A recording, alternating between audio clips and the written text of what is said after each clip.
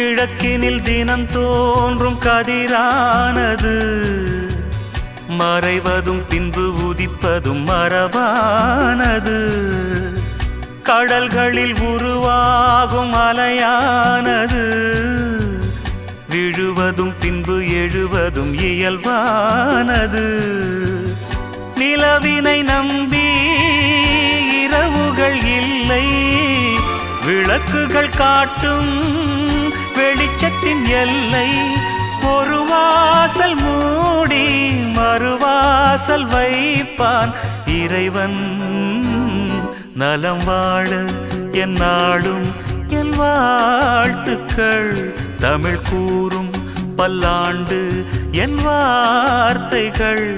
இளவேனில் உன் வாசல் வந்தாடும் இளந்தென்றல்